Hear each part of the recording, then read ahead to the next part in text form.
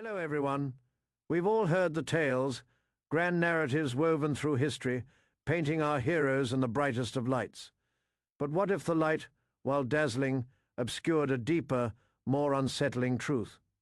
What if the champion of an entire nation, the man whose name became synonymous with courage and triumph, harbored a darker, more complex soul? Today, we peel back the layers on one such legend, a figure celebrated by England as a daring navigator and a scourge to her enemies, yet branded a demon by half the world. Sir Francis Drake, his name echoes with glory, knighted by a queen, hailed as a saviour, the first Englishman to circumnavigate the globe, a pivotal figure in the defeat of the Spanish Armada. A hero, a titan cast from the finest English oak, but step closer.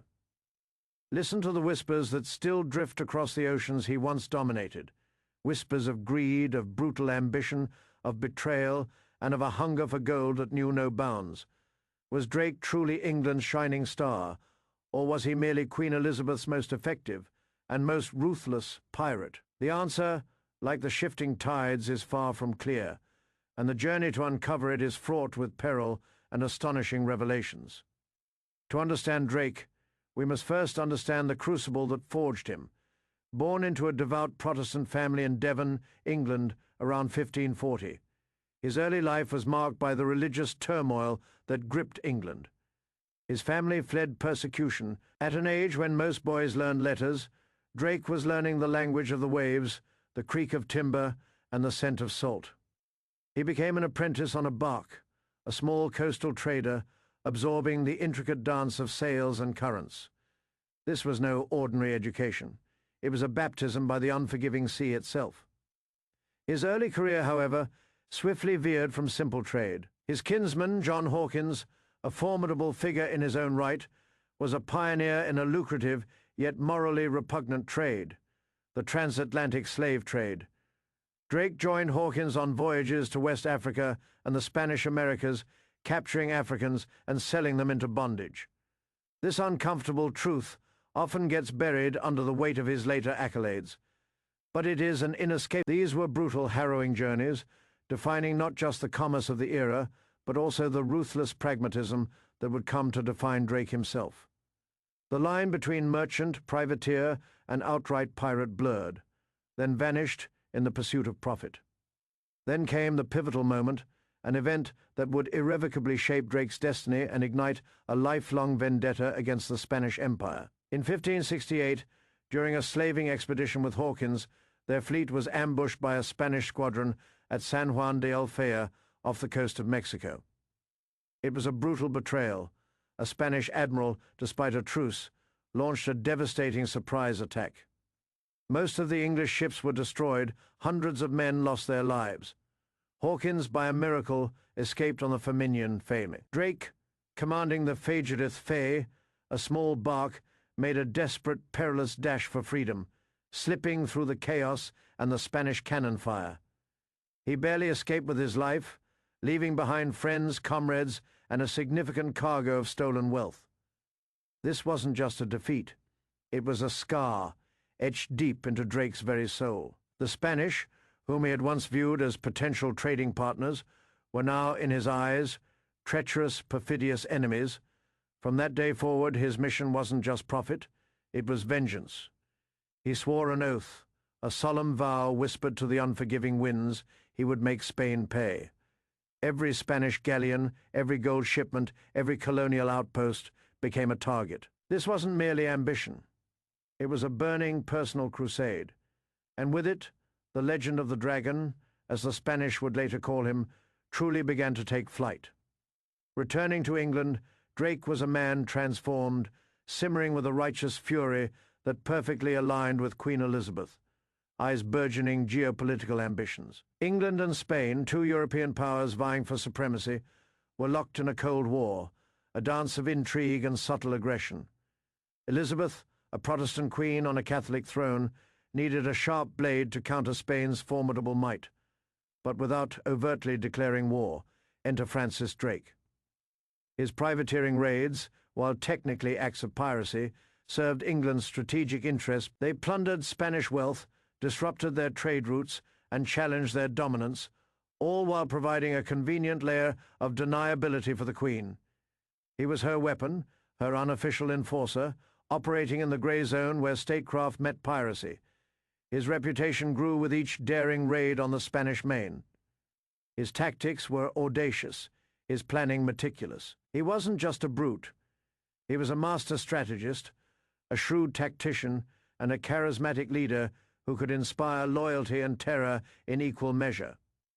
He targeted Nombre de Dios, a crucial Spanish port in Panama, a nexus for the flow of South American silver and gold to Europe. Though his initial assault failed, he later ambushed a Spanish mule train laden with silver, seizing a treasure that would have made kings envious. These weren't random acts.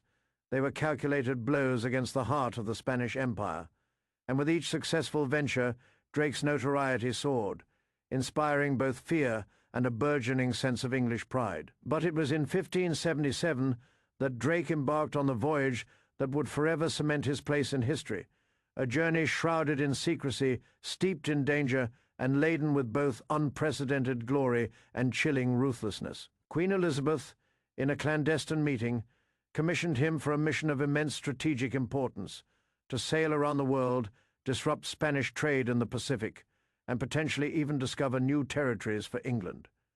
It was an audacious plan, a direct challenge to Spain's perceived monopoly over the global oceans. 5 ships set sail, led by Drake's flagship, the Fay Pelican flagship. The voyage was a tapestry of hardship and triumph. The unforgiving South Atlantic tested their resolve, battered their ships, and claimed lives. But it was in the treacherous waters of the Strait of Magellan that the true colors of the expedition, and of Drake himself, were put to the ultimate test.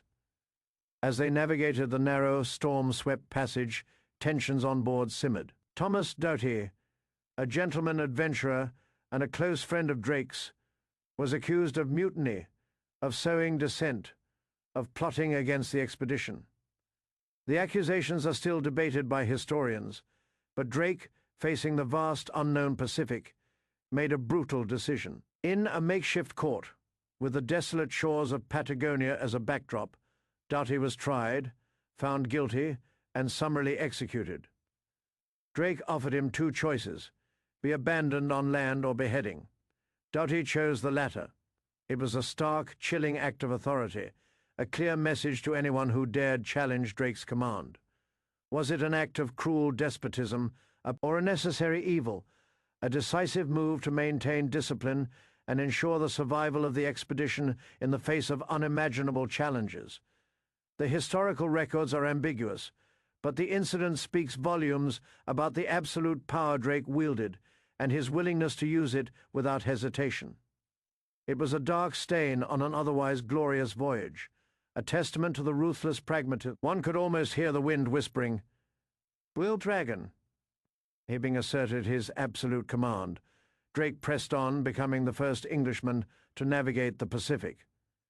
This was uncharted territory for the English, a sea the Spanish considered their private domain, and Drake, true to form, turned it into his hunting ground. He plundered coastal settlements and, most famously, captured the Spanish treasure galleon Finuestra se Fiora de la Concesi, Fin Fe, affectionately known as the Fi Cafuego Fi, meaning shitfire in a rather crude jest, a nod to its powerful cannons.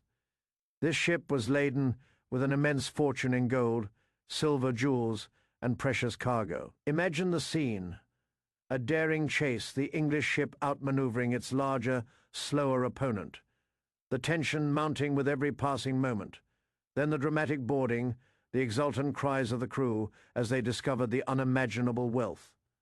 It was a haul so vast it nearly sank the Fagelden Hind Fay. With his holds overflowing, Drake knew returning the way he came was too risky. So he continued north, perhaps seeking the fabled Northwest Passage, then turned west across the Pacific, circumnavigating the globe. He even landed on the coast of California, claiming it for England as Nova Albion. The journey was a feat of navigation, endurance, and sheer audacious courage. When the Fay Golden Hind found California, claiming it for England, Plymouth Sound in September 1580, Drake, once a pirate, now returned a global sensation, laden with riches, a living legend. He had done what no Englishman before him had achieved, a feat that rivaled Magellan's own epic journey. If you are finding this deep dive into history as thrilling as I am, please take a moment to hit that like button and subscribe to the channel. Your support helps us uncover more of these incredible stories. Queen Elizabeth, I, ever the pragmatist, initially feigned ignorance, publicly distancing herself from Drake's piratical activities. But the sheer volume of treasure Drake brought back Faye estimated to be worth millions in today's money, enough to pay off England's national debt and invest in the Levant Company Fane was impossible to ignore. Privately, she welcomed him as a hero. On board the Faye Golden Hind Faye, in a meticulously orchestrated ceremony, she knighted him Sir Francis Drake. He was no longer just a privateer. He was a national hero, a symbol of England's burgeoning naval power, a man who had defied the mighty Spanish Empire and lived to tell the tale. The Spanish ambassador, apoplectic with rage, demanded Drake's head. Elizabeth, with a sly smile, refused. She knew precisely the value of her dragon. Drake's knighthood marked a turning point, not just for him, but for England. He was now a respected figure, a statesman of sorts, though his piratical instincts never truly faded. His actions, however, continued to escalate tensions with Spain. King Philip II of Spain, a devout Catholic and a staunch defender of his empire, saw Drake not just as a pirate, but as a heretic, an instrument of Protestant England's insolence. The Cold War between the two nations was heating up, moving inexorably towards a full-blown confrontation. In 1585, open hostilities erupted. Drake, once again, he led a massive fleet of 25 ships, a veritable English armada, on a daring raid across the Atlantic. His targets, Spanish colonial cities in the Caribbean, including Santo Domingo and Cartagena. These were not mere hit-and-run operations. These were substantial amphibious assaults, designed to inflict maximum damage and humiliate the Spanish. He captured and ransomed cities, seized immense quantities of goods, and inflicted psychological terror. The Spanish, accustomed to their uncontested dominance, were now facing a formidable adversary who struck with lightning speed and devastating force. The dragon was loose again, breathing fire across the Spanish main. The sheer audacity of these raids further cemented Drake's legendary status in England while deepening the Spanish loathing. The climax of this geopolitical drama arrived in 1587. Intelligence reached England that Philip II was amassing an immense invasion fleet, the Invincible Armada, with the intent of conquering England and restoring Catholicism. It was an existential threat. Elizabeth, however, was not one to wait for the storm to break. She ordered a preemptive strike, a bold move to disrupt the Spanish preparations, and who better to lead such a daring mission than Sir Francis Drake?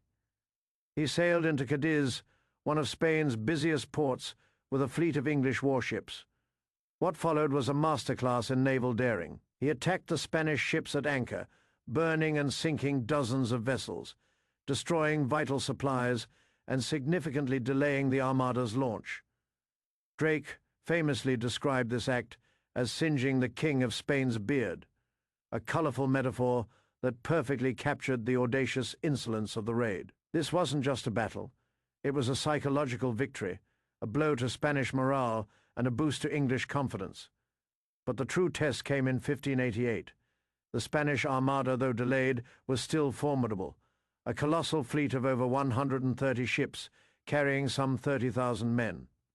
It was the greatest naval force ever assembled, sailing with divine blessing, a floating city of war. In Drake, now Vice Admiral of the English fleet, played a crucial role in the English response.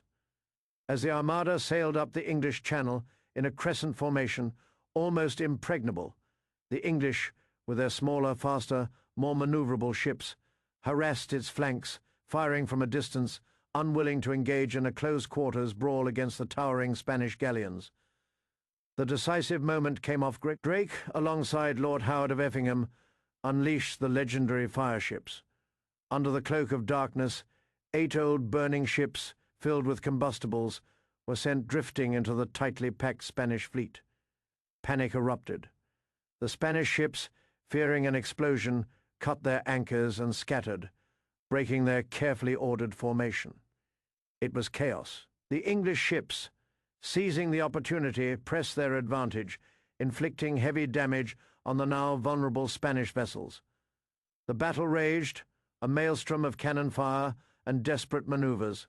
The storm, what many English Protestants called the Protestant wind, then completed the devastation, scattering the remaining Armada ships, driving them northwards around Scotland and Ireland. Drake was hailed as a national hero, his name forever linked with this monumental victory.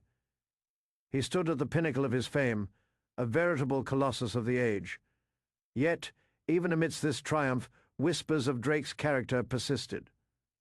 During the Armada campaign, he was accused of abandoning his post in pursuit of a crippled Spanish galleon, hoping to seize its treasure rather than staying in. While he did capture the fair Rosario Fay, a valuable prize, the accusation lingered Fay that even in the gravest hour, the lure of gold still held a potent sway over the great admiral.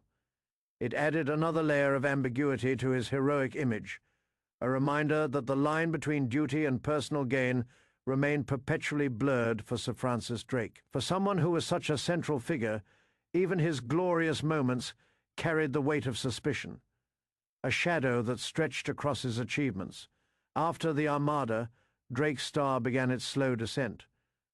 The triumph of 1588 was difficult to replicate, and his later ventures were marked by diminishing returns and outright failures. In 1589, he led what was known as the English Armada, a massive retaliatory expedition against Spain, targeting Lisbon and hoping to spark a Portuguese rebellion.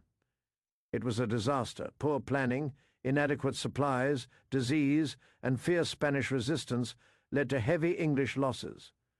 Drake's once unblemished reputation as an invincible commander was tarnished. The campaign was a colossal failure, a stark contrast to the glory of the year before, and it cost England dearly in both men and money.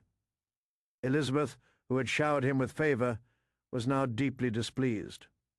The political winds were shifting, and Drake, once the darling of the court, found himself increasingly on the periphery. He attempted to regain his former glory, to recapture the magic of his earlier, wildly successful piratical ventures. He sought new expeditions to the Spanish Main, clinging to the hope of another grand treasure, another defining victory. But time, and perhaps luck, were no longer on his side. The Spanish had learned from their past mistakes. Their defenses were stronger, their treasure routes better protected. He was no longer the unknown dragon, but a well-known, much feared, and now anticipated adversary. In 1595, Drake embarked on his final voyage, sharing command with his old kinsman, John Hawkins. It was a nostalgic pairing, a final hurrah for two aging titans of the sea. Their goal was the familiar Spanish Main, to raid Panama once more. But this expedition was plagued by... They squabbled over tactics. The element of surprise was lost, and the Spanish were waiting, well-prepared hawker. A veteran of countless voyages, succumbed to illness and died off Puerto Rico. It was a somber omen for Drake. The voyage continued, but success eluded them. The targets were too well defended, the resistance too fierce. Then Drake himself fell. Dysentery, the scourge of seafarers, gripped him. Off the coast of Portobello, Panama, on the 28th of January, 1596, Sir Francis Drake, the celebrated circumnavigator, the fearsome dragon of the seas, Elizabeth's privateer, died. He was around 55 years old. His body, encased in a lead coffin, was committed to the very waters he had so glorious. His death marked the end of an era, a final echo of the age of exploration swashbuckling, often brutal frontier. He left behind no great treasure for his family, a final irony for a man who had plundered so much. His legend, however, lived on, evolving with the telling, perpetually debated. So where does this leave us in our quest to define Sir Francis Drake? Was he a hero? The historical tapestry of his life is not woven in simple black and white, but in shades of grey, crimson, and gold. He was undoubtedly a brilliant mariner, a daring explorer, a strategic genius whose courage in the face of overwhelming odds was beyond question. He played a pivotal role in establishing England as a major naval power, inspiring generations of sailors, and arguably saving his nation from invasion. For England, he was and largely remains a national hero, a symbol of defiance and enterprise yet. We cannot ignore the darker facets of his legacy. He was an active participant in the horrors of the slave trade. He was a ruthless pirate, attacking and plundering with a ferocity that brought untold suffering to Spanish colonies. His ambition could be cold, his decisions brutal, as evidenced by the execution of Doughty. For the Spanish, he was nothing short of a demonic figure. El Drac, the dragon, a force of destruction and terror. His immense wealth was built on the ruins of Spanish livelihoods. Ultimately, Drake embodies the complex, often contradictory, spirit of the age of exploration itself. An era of grand discovery and unprecedented progress, but also one of brutal colonialism, exploitation, and ruthless competition for global dominance. He was a product of his time, operating within the moral framework, or lack thereof, of 16th century. To judge him solely by modern ethical standards is perhaps anachronistic. Yet to ignore the suffering he caused would be to whitewash history. Sir Francis Drake was a man of extraordinary skill and profound flaws. He was a hero to his people, a scourge to his enemies, a pioneer, a pirate, a liberator, and an enslaver. He was an instrument of a queen's ambition. His story reminds us that history is rarely, if ever, simple. The figures we lionize often cast long, complex shadows, and the true measure of a person lies not just in their triumphs, but in the entirety of their deeds, both glorious and grim. The question, hero or villain, isn't just about Drake. It is about how we choose to look at history with all its discomforts and contradictions. That is all. Thank you for watching, and see you next time.